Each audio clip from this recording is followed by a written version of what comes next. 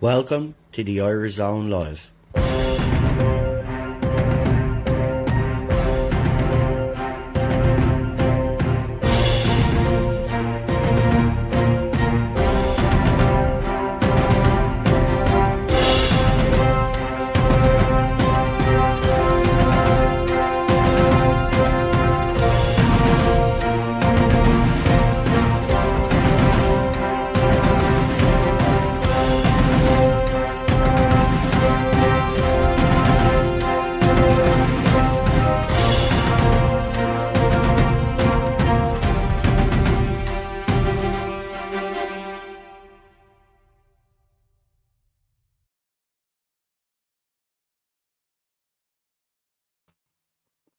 Ignore the trailer. Ignore the trailer. I forgot to fucking update the trailer.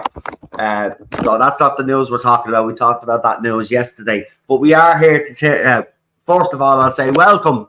Not the greatest start to the morning. I mean, it's 12 o'clock, so you can imagine. I still haven't got my coffee into me. Where's my fucking coffee? Hold on. Hold on. I don't know what I had. Right, here we go. Right. Coffee's just done. Not the greatest start. Sorry. But you know what? Anything can happen on my channel. That's the beauty of it all. That's the beauty. Here we go.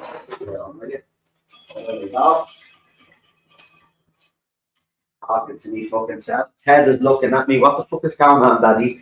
It's all good, Ted. I'm done. Right. Anyway, we are here to talk about the Gardai. So apparently the Gardai are keeping tabs on so-called far-right groups. And this comes from the extra.ie. And the reason why they're reporting on it is because Justin Barrett and his crew put out a video on their channel. It was Michael Collins' anniversary, as you know. Well, he's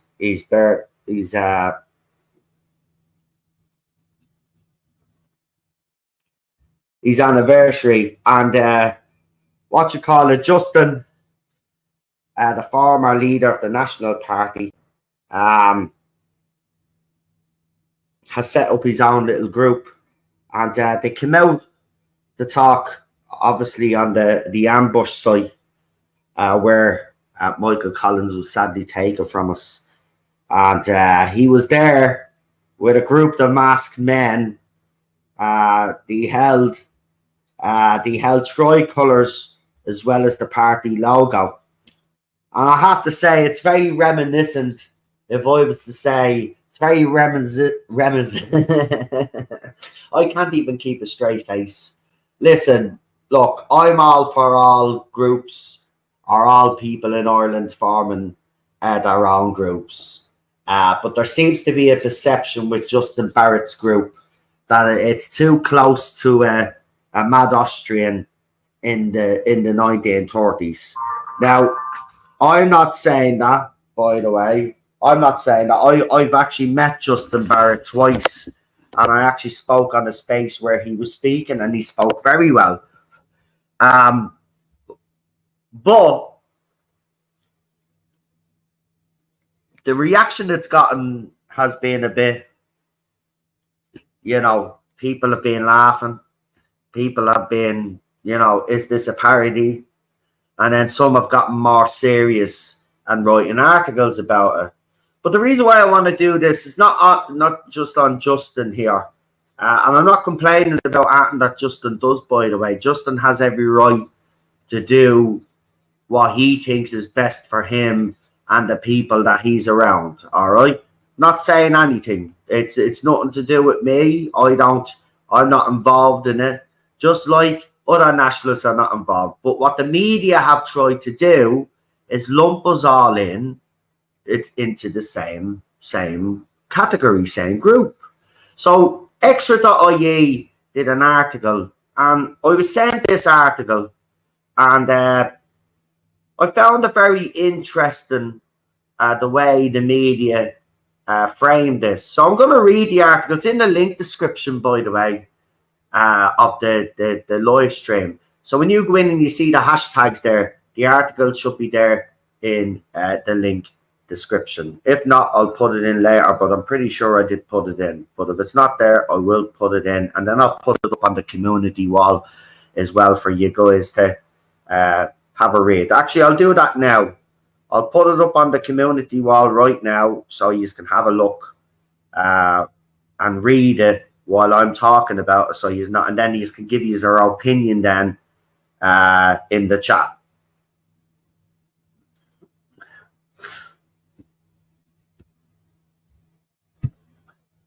Also, just one more thing before we start this stream proper now.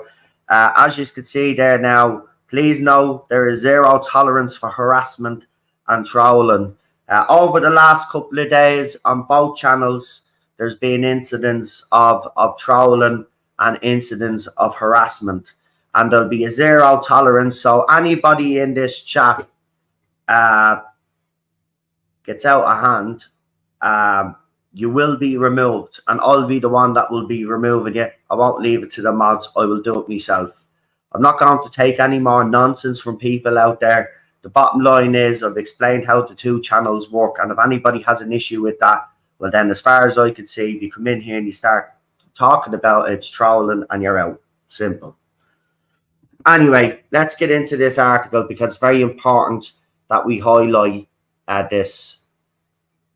So, Gardai keep tabs on mask protection units set up by anti-immigration groups.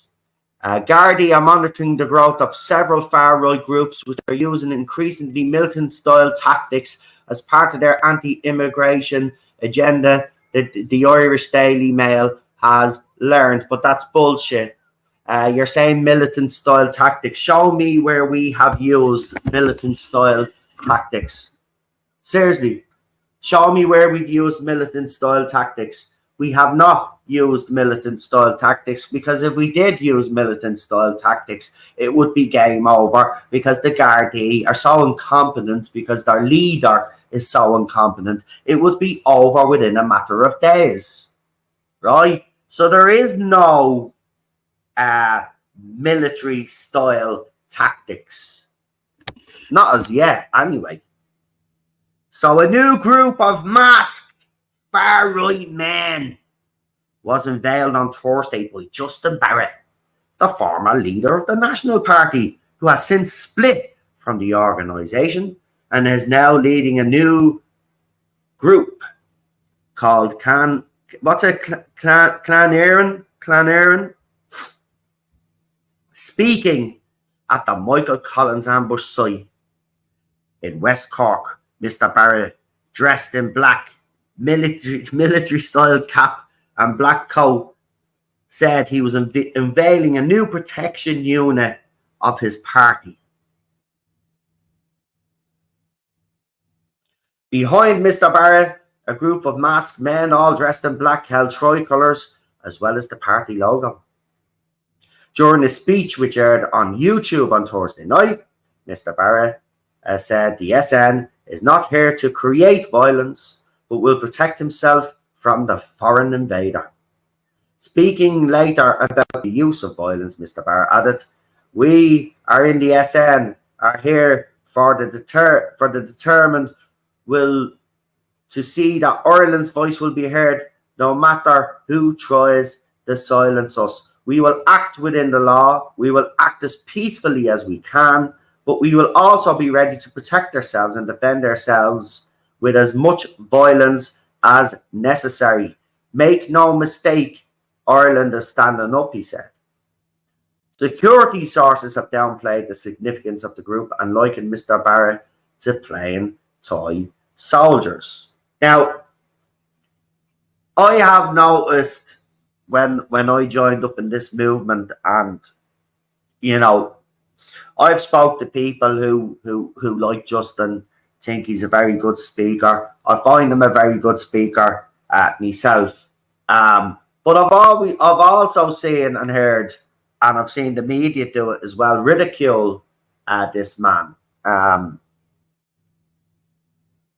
you know, it's never a good idea to be ridiculing an intelligent man. And he is intelligent. Make no mistake about it. The man is a highly intelligent man, right? You don't mock a highly intelligent man. You back a highly intelligent man into a corner, you're in serious trouble. But he does get ridiculed. And I find it hard to believe, though, because when you hear the man speak, and I heard him speak, look, there was a spaces he was on, and we saw that he was in the space. So was Maliki, right? And they were invited up. Justin came up. Maliki didn't, right? Maliki started saying his phone battery was dead or some mad shit like that, right? But Justin came up and he was asked questions and he answered them. And he spoke very well. He did. And he convinced a lot of people back then, maybe this is a man to look out for. Maybe this fella can actually do something. And you see, the thing about it is, the reason why I'm not kind of...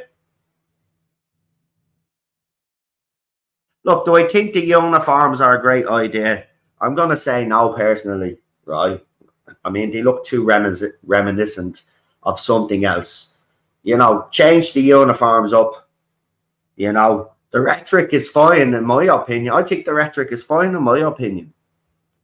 I mean, he's setting it out there. He's saying we will go down all the peaceful avenues that we can until he leave us no choice, basically, is what he's saying. And that should be the message anyway, from all nationalists. We'll try to do things as peacefully as we can until and within the law. And then when these fuckers give us no choice, that's a different story. Nobody can then say that we just went down the route of violence. We tried every avenue and we explored every avenue.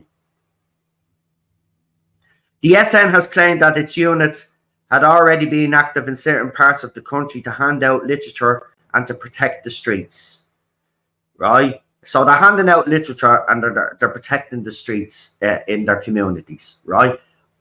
Is that far right to you? I don't think that's far right. I think that's being responsible. And you remember, look at, they never called Community Watch or Community Neighbourhoods that did the Community Watch. They didn't call them far right, didn't they not? No, they were concerned. They were concerned citizens. They were concerned citizens, concerned members of the community. But if you're concerned now, you're far right. Right? On its Telegram channel, it showed men placing stickers in the area stating, "We are now entering a nationalist territory." Meanwhile, in a total separate, and this is why I have the right. So they did that on Justin Barrett, right? So that's the piece that they've done on Justin Barrett, right? So some people would argue that he's on the extreme path, right? I wouldn't necessarily say that, to be quite honest with you. I don't think Anthony has said in that video in particular is too extreme. Wanting to preserve your own people is not extreme in any form or manner, right? It used to be framed that way. But the thing about it is, you know, we're in trouble here, you know, and we need people to stand up for us. And sometimes you're not gonna like those people, sometimes you will. But the bottom line is, what are we supposed to do? What are we supposed to do? So this is why I have a problem. So that's Justin Barrett's group. So the extra.ie decided for some weird reason, well, we're going to now talk about Fergus Power. Now, as you all know, I would consider Fergus Power a friend, and I would like to think that he considers me a friend. He's helped me out and I've helped him out, right? That's what we do in this nationalist movement. We have each other's backs. He's a good man, right? He's an honest man. Now, like a lot of other people in this country, he ran and he wasn't successful, right? But the bottom line is after that, he never stopped. He continues to go all over this country and support communities that will be willing to take his support. He goes anywhere on short notice, right? Turns up in all of these different locations. So Fergus has decided that he wants to do something. Now, Fergus, in fairness to him, announced his little group before Justin Barrett did his video, right? So this is why I don't understand why when Fergus announced this, nobody did any articles, but as soon as Justin Barrett speaks up, then you lump Fergus into this. So then, this is what they say on Fergus's group. Meanwhile, in a total separate organisation, far-right organisers in South Dublin are planning to patrol neighbourhoods by setting up their own security company, the Mail has learned.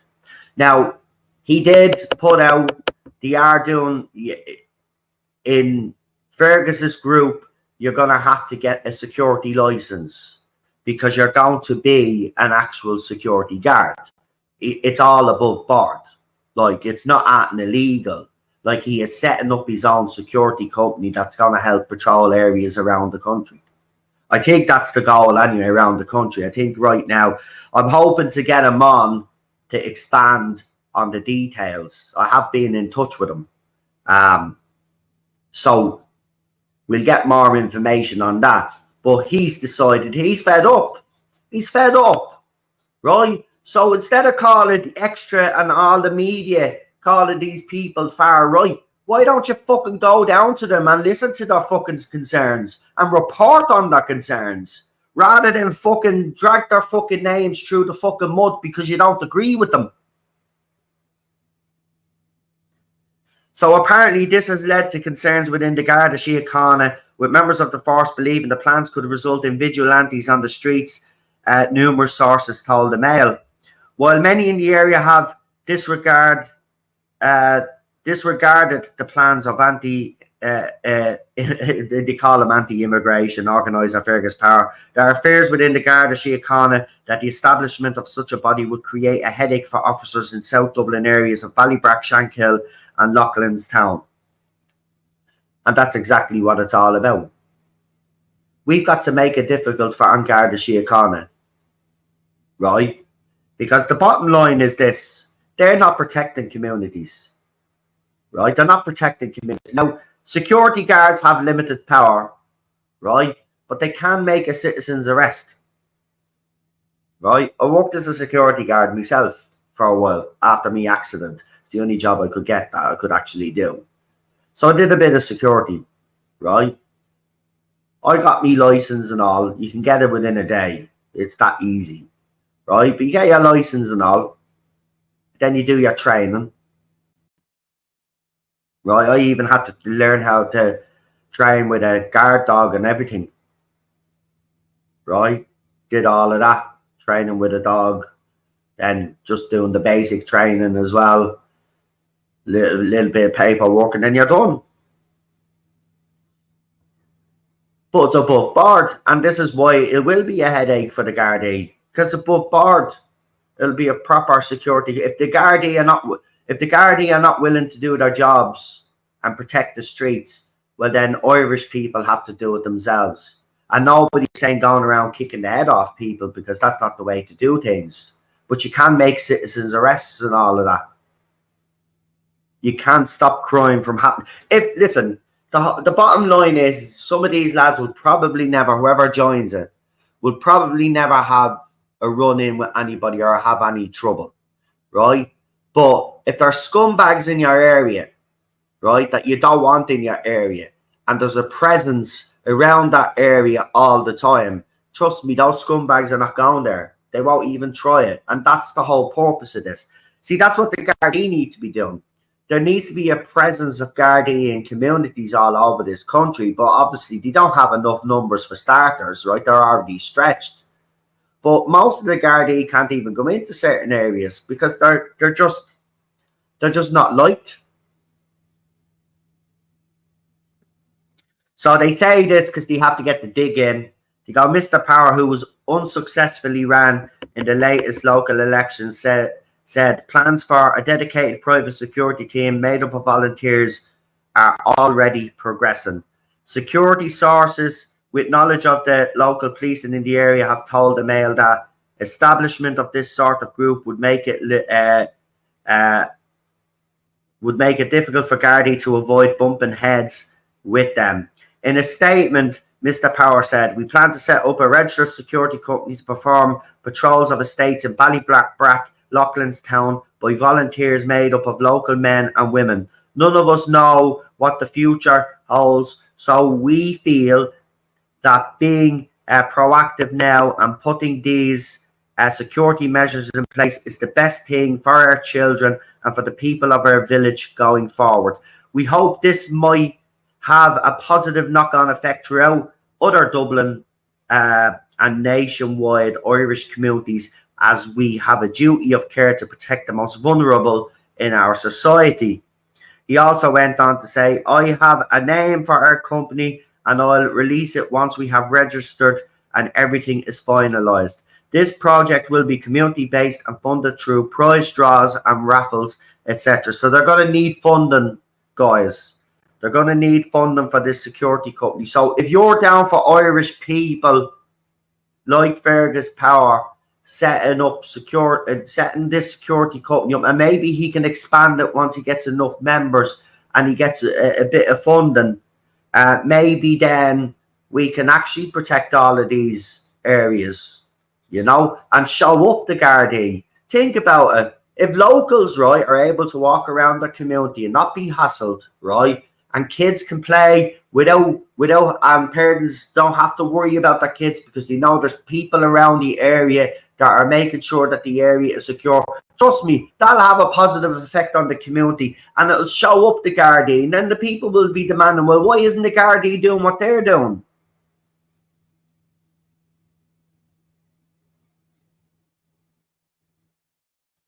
So he said the company, which will be registered shortly, will make volunteers get a PSA, private security license, before they can legally go out onto the streets. Mr. Power also said he intends to get a van to transport these volunteers around the area. Ballybrack councillor Hugh Lewis described the plans as a farce and said the people of the community will not tolerate such nonsense. Well, Mr. Lewis, you're absolutely wrong because you're the minority, so shut the fuck up. Last year, Mr. Lewis's family home was the target of an attack believed to have been perpetrated by far-right agitators in the area. There's no suggestion that Mr. Power was part of this incident, so why did you even bring it up for? Why did you bring it up for? See, you know what you're doing as a journalist, you little ratbag. See, I can read through you little motherfuckers because I've been dealing with motherfuckers like you for 8 years, and I can see exactly what you're doing with this article, you little ratbag. Right? So if you've nothing to do, don't bring his name up. Don't even bring the incident up. Right? Right? If you're bringing up Mr. Lewis, then you bring him up right down at the end. And this is fucking, you're an absolute joke. Who's this journalist?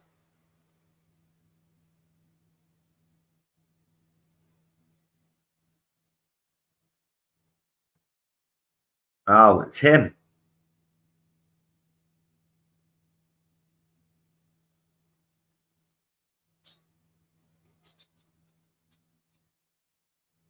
Yeah, I won't mention his name on screen because I don't want to get into trouble. But you can see what they're doing here, right? You can see what they're doing here. They're deliberately trying to lump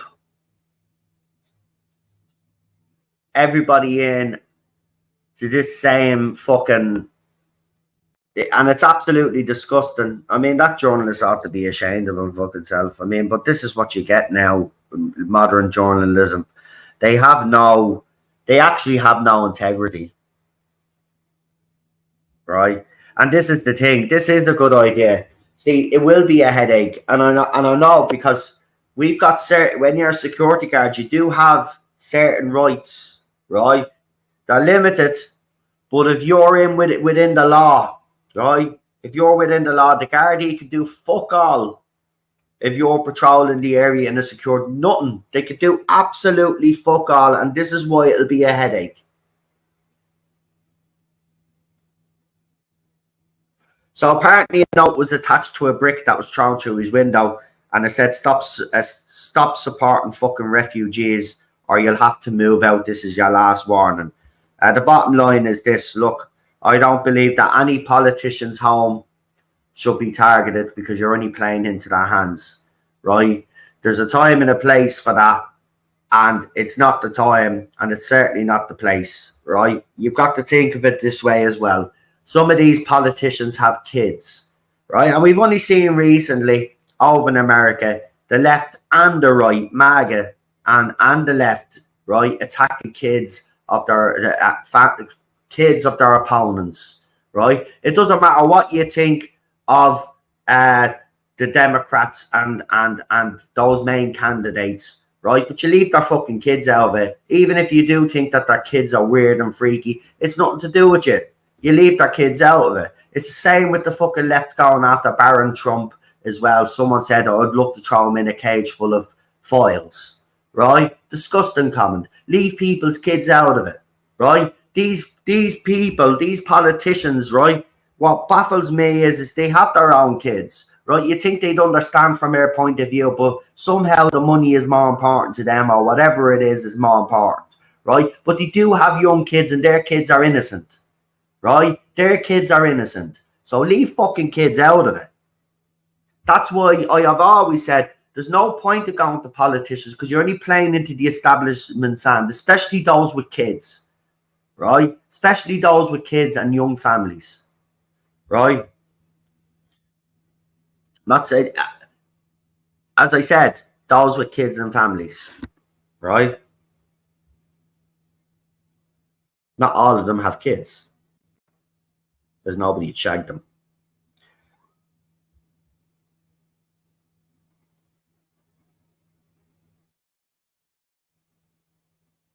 So he said,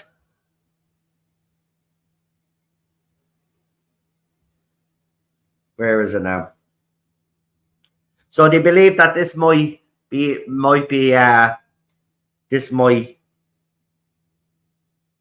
cause a problem, because other communities will see this and will probably start doing the same thing themselves. Listen, and if Fergus Power does this, right, and it encourages, well, he is doing it, but if this encourages other people and other communities out there to do the exact same thing, then Gardai are going to have a huge issue. This government is going to have a huge issue. Do you know what? This is the kind of thinking outside the box that I fucking love from some people in this movement. And these are the things that the people that asked you for their vote should have been thinking of. It's taken Fergus Power. Yeah, he ran for locals. But as I said, he's been working behind the scenes and going all over this country, and he's seen it firsthand, right? And he has come up with this plan, and I think it's genius. I absolutely think it's fucking brilliant. And why the people, you know, the Malikis and the Hermans haven't come up with some such concept just goes to show you, right? Just goes to show you that they're focused on other things. This is the kind of smart thinking we need, right? These are the type of brains that we need in this movement, right? People that are coming up with novel ideas, but ideas that they can actually execute and cause a disruption to the norm. And this is what this, and it's all legal. And this is the thing. It's all fucking legal. It's fucking genius. It's absolutely fucking genius. This is the way we go. This is fucking genius. This is a private security company that's going to do the job that the Gardai should be doing.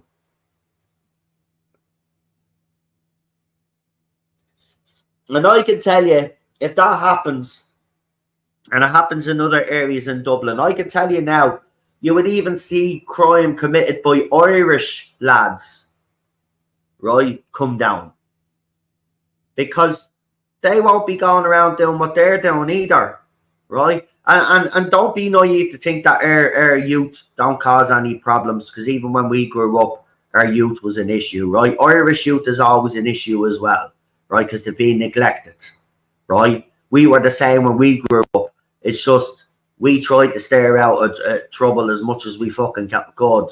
Do you know what I mean? There were the same temptations there for us that there are today for the youth, right? And they always turn to the bad side or whatever because there's nothing for them. They don't see a future for them. So they say, fuck it. Well, if everybody else thinks I'm useless and I'm not going to do that, well, I might as well be useless and fucking do whatever I do. And this would be a good initiative. You know, young men, you know, between the ages of 18 21, if you just want to do something to help your community, get them involved as well.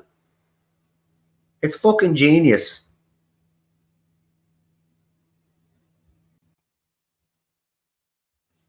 So according to this article, there are over 2,500 homeless male asylum seekers in Ireland. 2,500, they're saying, according to the latest figures from the Department of Integration. It comes as the number of asylum seekers who have arrived in Ireland so far this year is set to surpass the total of the arrivals of 2023. More than 13,100 asylum seekers have sought protection in Ireland to date. In 2024, the total of arrivals across the whole of last year was 13,277.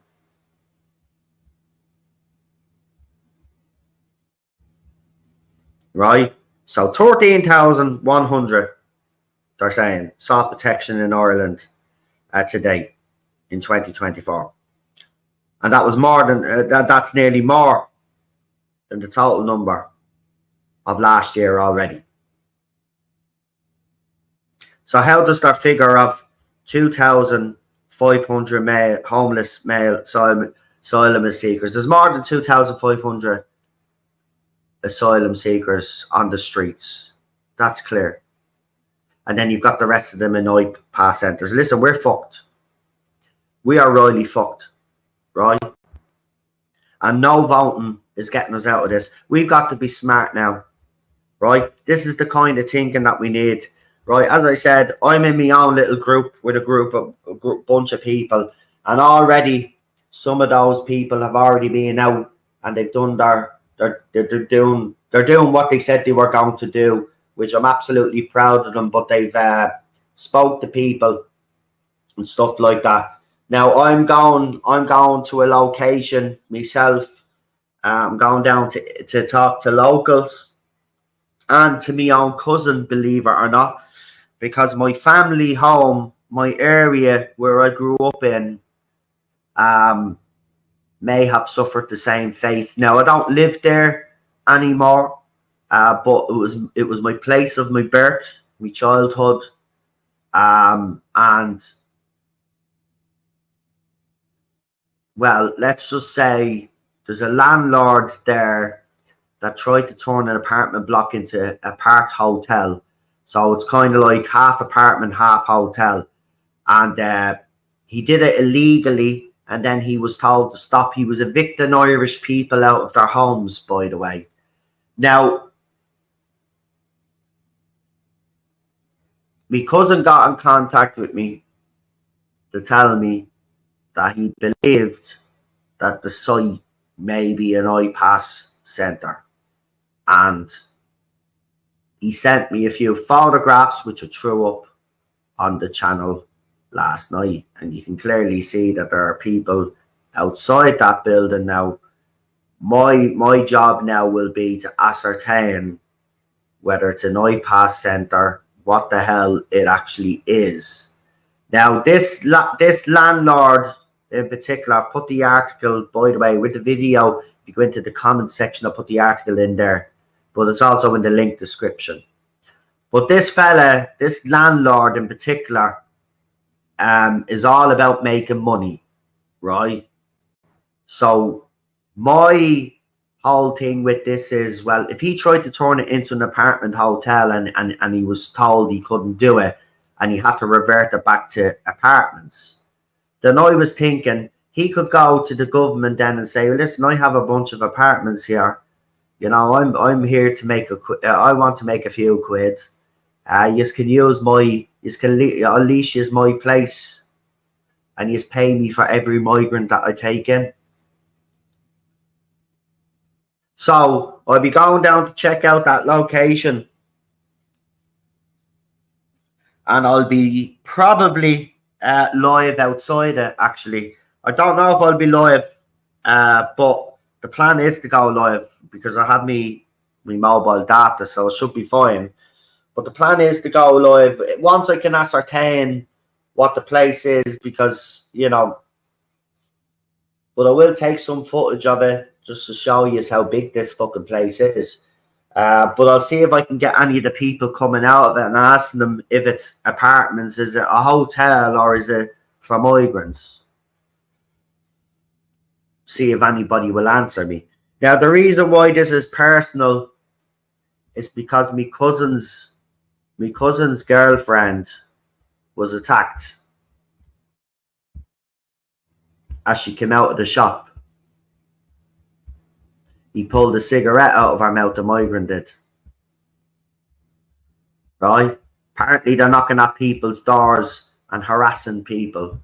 So this is personal because this is where I was born.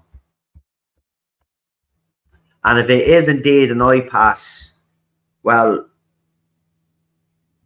they've fucked with the wrong area, is all I can say. And maybe me people down there, or me old community down there, may not have the backbone that they once had, but I can fucking tell you they'll get it back soon enough. They'll get it back soon enough, because I will not fucking stop until every fucking person in that area is standing outside that fucking building if it's an iPass centre. I don't give a shit. The bottom line is, if they're harassing people and all of that, knocking at people's doors, no, not having it. Not having it.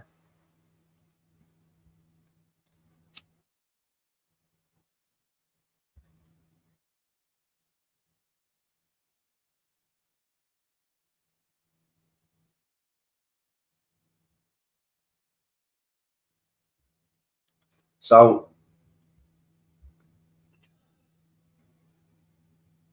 as I said to you all last night, it's very important, for some communities. Unfortunately, because where he's living, the people, it sounds like, and it doesn't sound like the people I grew up with, but it sounds like they're not really bothered. And these are a people that when I moved out of that area, when I was in my teenage years, my mum and dad moved out of that area, and we got a house somewhere else. We were living in a flat.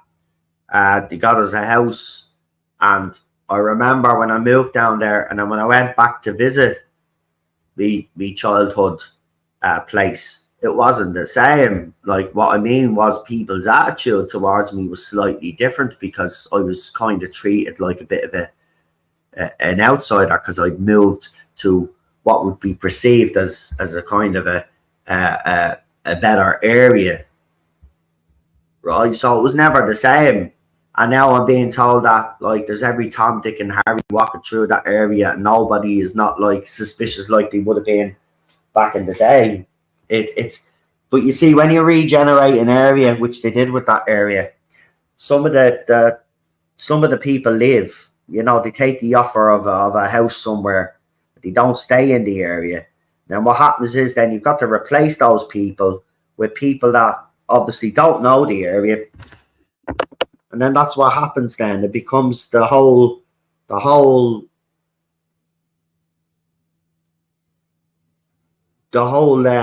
what's the word I'm trying to use? The whole dynamic of the area has completely shifted. It's not the same.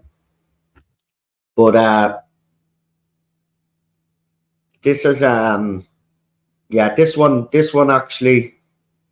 actually got to me a little bit. Especially because it happened to a family member. And look, before anybody questions me, because you'll have some on the left saying, yeah, it's a family member, this, that, and the other. Listen, I can tell you now, right? I know my cousin, right? I babysat that kid. right? He'll tell you himself, right?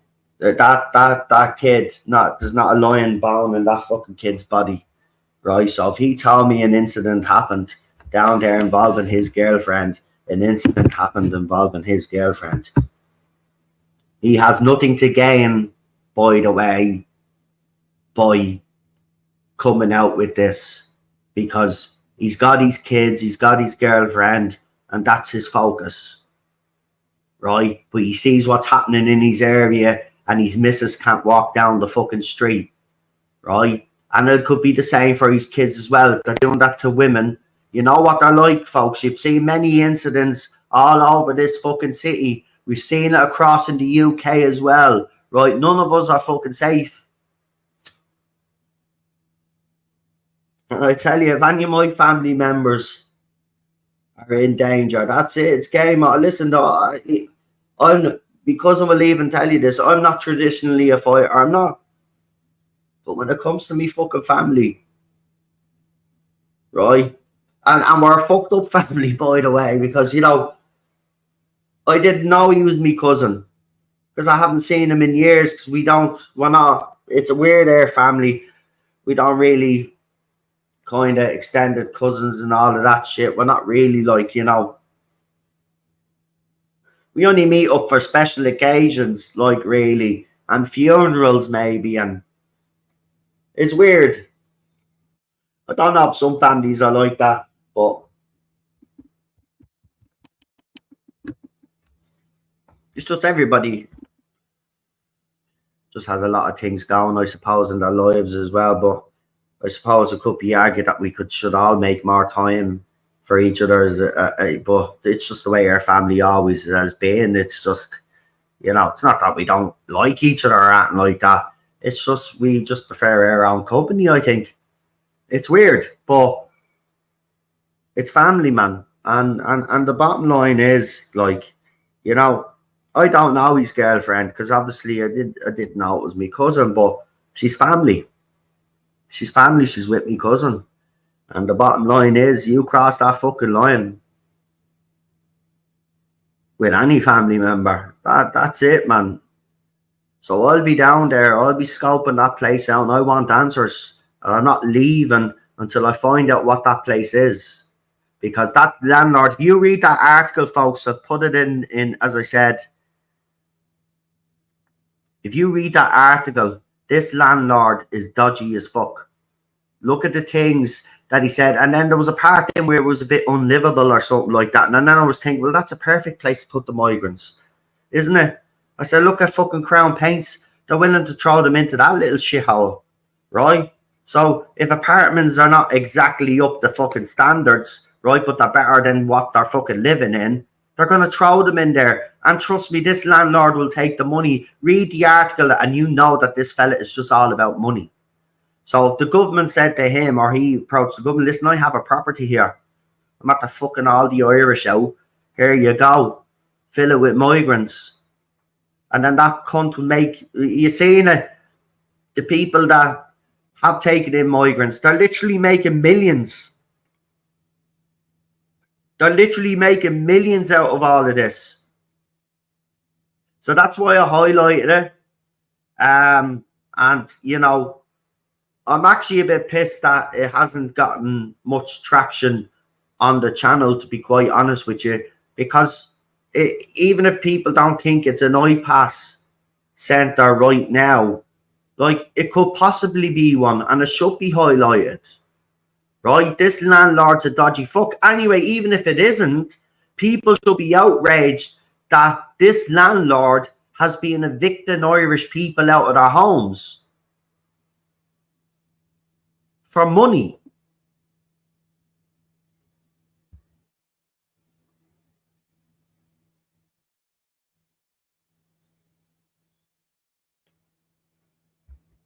You know, when I was growing up, like a lot of Irish kids, and if you were living in an area that was considered maybe Republican, if you want to put, or had Republican tendencies, you all grow up with the stories, right? You all heard about the black and tans. You all heard about the English landlord that was evicting Irish people out of their homes and people starving to death and all of this other stuff. It's 2024 and this shit is happening all over again. And you know what's even worse? During that period in time, there was Irish landlords evicting Irish people too. And that's the sickening thing. It's happening again in 2024. We recently heard the story. Remember, I played the clip of Niall on the Niall Boylan show. Now, I'm not a huge fan of Niall Boylan, I've made that clear. But he had a homeless man on that's living in his car. Right? He was evicted. He was told to leave. Then a couple of weeks later, he went back to collect the post. And when he knocked at the door, a woman from Somalia with a young child opened the door and handed him his post. He was evicted for a migrant. Right? We've also heard recently of the Irish man that's looking after his disabled mother. Kicked out of their home. They're now living in a car. Right? And this is what's happening. Right? And you've got gobshites just focusing in town all the time about the migrants. Why isn't the stories of these people being heard? Irish people. People that have been evicted from their homes to make way for this bullshit that's happening in their country. Why aren't their stories being told? That's how you get the Irish public on side. You share these people's stories, right? Now, some probably won't want to come on and share their story, and that's fair enough. But there will be some out there that'll be willing to share their fucking story, get on camera and tell their fucking story. And I'm telling you now, anybody with a bit of a fucking heart will fucking, that will resonate with them and it will fucking make them feel. And that's what we need to do in this country. We need to make our Irish people feel the pain of our people. Now, I was in the homeless system for 4 years. My life wasn't too good. I didn't want to be here either. I'm not going to get into details, but I was in that system. I seen how brutal it was. I was promised that if I entered the system, I was encouraged to enter the system after I was on the streets. I went to see people in Parkgate Street, and they says, we can put you somewhere, but you'll have to stay there for 6 months, and then after 6 months, then we'll house you. So I thought, 6 months in some shithole, okay, maybe it won't be too bad. Well, let me tell you, the place that I was in, right, there was ex-priests who had committed heinous crimes that had come out of prison for those type of crimes. You know what I'm talking about. I was living with, now I have no problem with living with alcoholics or people that are drug addicts, because to be quite honest with you, you know, I had family members that were alcoholics and were drug addicts, and it's a horrible addiction, and it's fucking, you know, it's absolutely heartbreaking to watch, right? So I didn't mind them as much, but can you imagine living in a place where there's people getting sick everywhere? There's people walking around in half a comatose state or lying in the halls because they've taken their fix, right? And then at the same time, then you have these dirty little bastard priests living in the building, then knocking at your door looking for something like maybe sugar or some shit like that, trying to talk to you. Right? Trying to go to sleep at night time. So lucky I had my own room. That was the only thing that kind of saved me from that system, was the fact that I had my own room and I could lock me door. Right? If I couldn't have done that, I don't know what would have happened to me. But I can tell you, while I was there in the 4 years, there was 4 stretchers. And out of those 4 stretchers, I found 2 of those people. So I have those people's faces itched in the back of my mind for the rest of my life. I found one sitting up in his bed. I was asked to knock because he didn't sign in. And as I was coming in, they asked me to knock at the door. I could hear that their telly was on loud.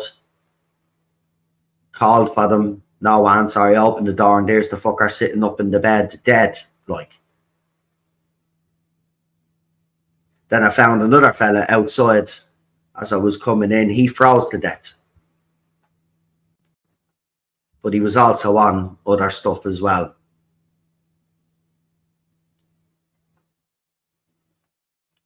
And I wouldn't even mind when I passed him the first time he was alive.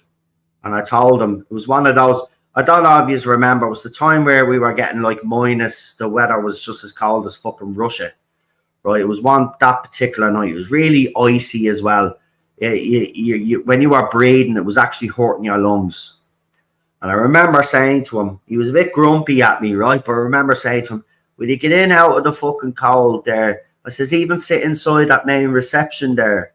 I says, go on. I says, you bleeding, freeze yourself to death there. And you know, Irish people just say that you get your death to call. You know what I mean? So I walked in, signed in, and about two and a half hours later, I came down because you can't smoke in the rooms. I went down to have a smoke. And as I was passing the desk, I just seen him. And I was like, is he still out there? He goes, yeah, he hasn't moved. And I walked out and he was frozen fucking solid, man. Frozen solid. Oh yeah, I had nightmares. Seriously, even after I left the place, I had nightmares for a couple of years after that. Probably a bad idea to bring it up now because I'll probably fucking start having nightmares again. I don't know even why I brought it up, but I'm just trying to explain to you, you know, this is why some people do prefer to be out in the streets. Because these places are horrible. And this is why it's important that if we're building new homes in this country, they have to be top priority. I'm sorry, but they do. You know, now some will never be able to, unfortunately, some are out in the streets for so long that they can't adapt. But a lot of them will adapt. But then the ones that can't adapt, if you have better systems in place for them, so they have a better quality of life, even though they are on the streets, but they have places where they can go and have a shower, have a nice meal. And maybe if it was cold and they didn't want to sit, but they wanted to sleep in a kind of a sheltered area where they had a nice comfortable bed or a mattress. There's lots we can do. This is why there's so many groups out there, so many people forming groups, because these are the issues that these nationalists are not focused on. They're just focused on, look, there's all the tents, folks. Now give us your vote. You know what I mean?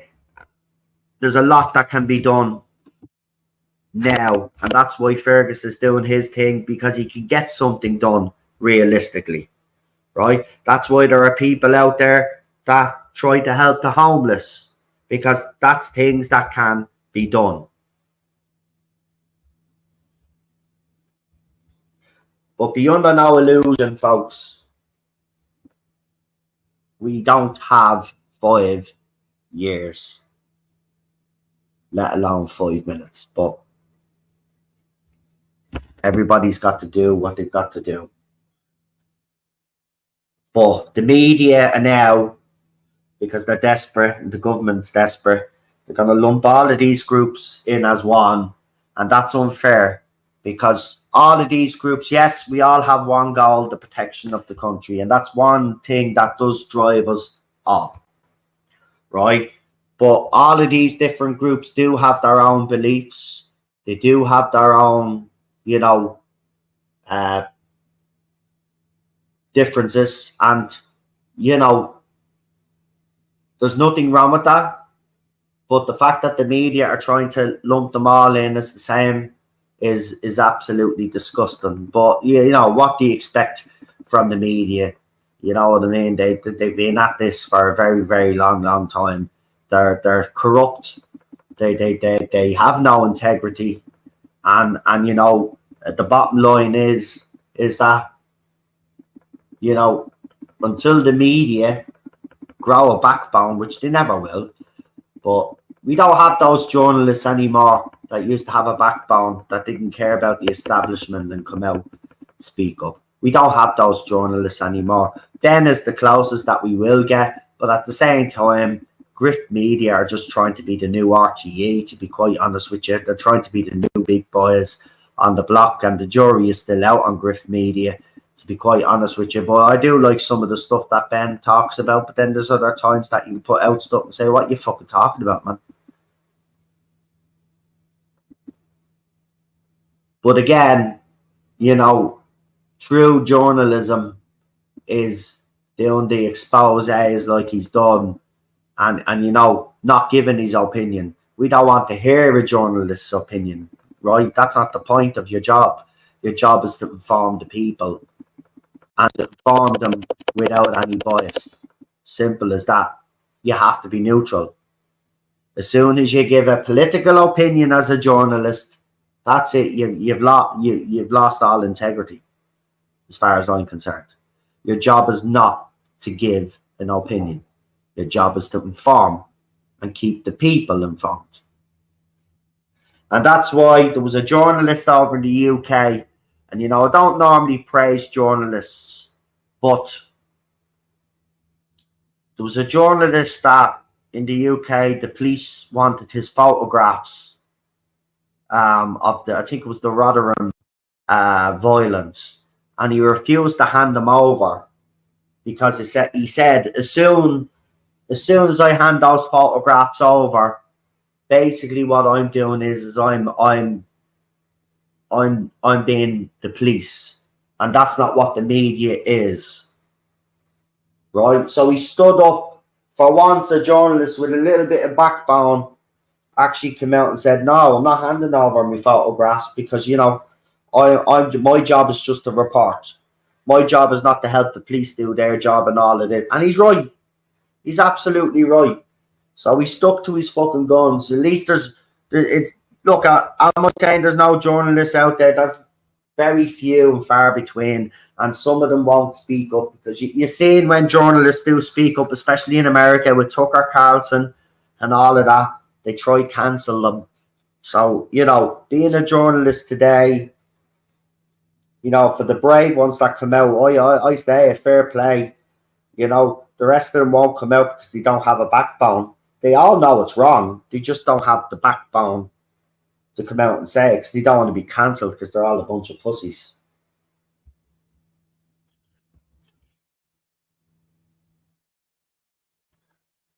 But anyway, I'll keep you updated on that on the Reuben house, and hopefully I'm able to get some fucking information out of some people down there. But look, these are the type of places you need to be keeping your eye on, right? Because if it's not an I-Pass enter now, I'm pretty sure at some stage it will be, because this landlord, as I said, he's all about making money, right? And that's all he cares about. And he's evicted Irish people out of their apartments already. So he would have no problem if the government came to him and say, look, we need emergency accommodation,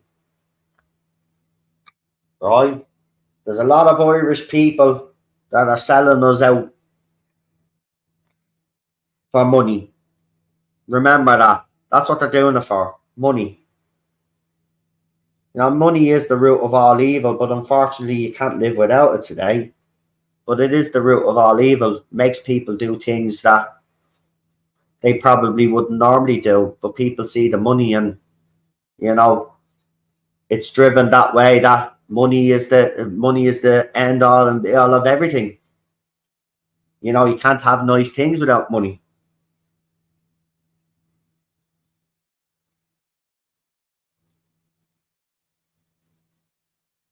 Well, I mean, you can. Personally, I think you can. But what I'm saying is the world is framed in that you can't have nice things without money. I'll just clarify that, because I haven't had loads of money. Like, I was, as I said, when I was chefing, I made a few quid. But ever since then, me accident, you know, I haven't been making the money. So money to me, look, I've got the basics, right? That's what it's all about. So I'm happy enough with that. I'm taking over. We can pay the bills, you know. Do I need luxuries in my life? No, not really. You know what I mean?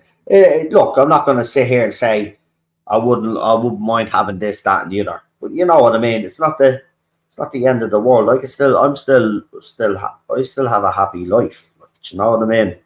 I don't need all of those things. To me, that'd be a bonus. You know. But I certainly wouldn't. I hate people that do come into money and then they forget who they are. I could never do that. I'm being honest. I couldn't. I had money before, and I mean, I was making a lot of money when I was chefing. So I had money, but it never changed me. Like, I looked after people when I had money. When I went out and all drinks, like, I'd buy a few rounds and everything, like all of that, go out for meals, all of that stuff. But it never changed me. Like, it was just nice to have the extra few quid. That's the way I looked at it. The stupid thing I did was I didn't save some of it. Should have fucking saved me money. Like, the dad was always telling me that, you got to save for a rainy day. Because he said this won't last, and I laughed at him. I remember laughing at him about it. I'd be grand. The gravy train is here. It's not going anywhere. Of course, I was stupid and naive, and he was, he'd seen it all before. So he kind of said, all right then. And he was absolutely right. And we're heading to that now again. These young kids don't know what's going to hit them now in the next couple of years. Wait till you see. For the first time in their lives, they're going to be broke. In the first time in their lives, people are going to say, shut the fuck up. Nobody gives a crap whether you have pronouns or not. I need to feed me kids. Right? Nobody will give a crap about the transgender stuff, because people will be like, listen, do yourself, but we're busy now. We've got to try find food for our kids and try find a roof over our heads, because we're after being kicked out because we can't afford that anymore. Right? That's what's going to happen now. Right? These kids are going to finally get a little bit a dose of what we grew up with, right? Because they have had a handy, and they don't know how handy they have it. Wait till you see now. Some of these fuckers probably buy 2 phones a year, right? They won't be even able to buy a phone. They'll have to keep the phone that they have. And all of these kids nowadays, you see them on TikTok, you see them on Instagram, Snapchat, it's all materialistic with them, right? When that's all taken away then, right, and they actually have to start working hard or do something to improve the situation. Unfortunately, a lot of these young people are going to fail, and fail epically. And why? Well, because the adults around them have brainwashed them with climate change, with transgender ideology, and all of this, BLM bullshit, and all this other shit, right? But when it comes to the harshest reality of life, even if there wasn't an economic crash, most of these kids, when they grow up to be adults, are going to be walking disasters. They will have zero social skills because they spend most of their time on social media. Their face is glued to a tablet, a phone, or a computer. We haven't even seen the consequence of all of this yet with certain demographic and generation of children. They are absolutely fucking screwed. Now, thankfully, there are a few parents out there that have made sure that their kids are street smart, street wise, and savvy. And that's what you need to do, because, listen, they don't have a hope in hell. they don't realize how hard life is, right? They don't realize how hard it's going to be when they're an adult. Because trust me, I think most of us would go back to our fucking childhoods tomorrow if we could, so we wouldn't have all of this hassle. Right? Worrying about bills, worrying about where your next meal's coming from, right? And then if you don't have a job, then you're out looking for work, struggling. I remember a time when I got to that stage, looking for a job was the worst thing. You'd have loads of notices, right? You go into the job place, loads of notices, right? You'd ring up the number there and all, right? And they'd be like, oh no, the position's full. We've got enough applicants, sorry, blah, blah, blah. Yeah, it was the hardest thing, and degrading as well. Because, like, you know, the people that were in there that are supposed to be helping you, looking down on you, even though they're the ones that are telling you get a job and improve your situation, but they look down on you as if you're a piece of dirt. So these kids, they're screwed, they're fucked. And you know what? It's sad because, you know, they don't know what's coming. There's a big look at that economic crash is happening, right? It's only a matter of when, right? And he's all want to buckle up, and this is why I told you, he's all need to be getting his our dry goods in, his our tins of stuff in, because I'm telling you, everything is gonna double and triple in price in the next couple of years, and you're not going to be able to afford to feed your kids. So always have a backup plan. Think of this as Armageddon, right? So what would you do if it was Armageddon, right? You'd build a shelter, wouldn't you? And then you'd stock the shelter up, right? But this is financial Armageddon. So what you need to be doing is stocking up on all the essentials, right? Get your fabric conditioners, your shampoos, get all of that now. They last for years. Then get your tinned goods that last a couple of years. Your dried fucking spaghetti, all of that, pasta, fucking rices, you name it. Start stocking up, right? Even buy the instant mash, all of that shit, right? You got to, I'm telling you, it's coming.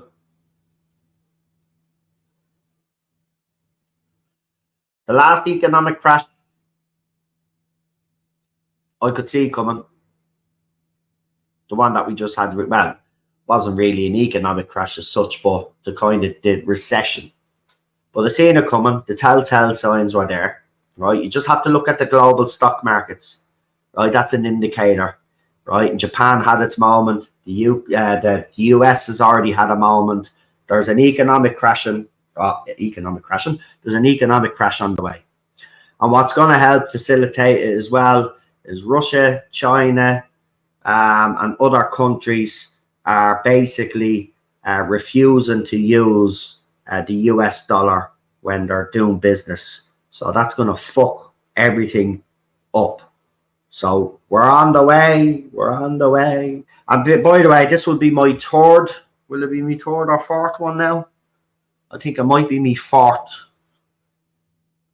/ recession / whatever you want to call it. Right? So you can imagine for me parents, this will be what?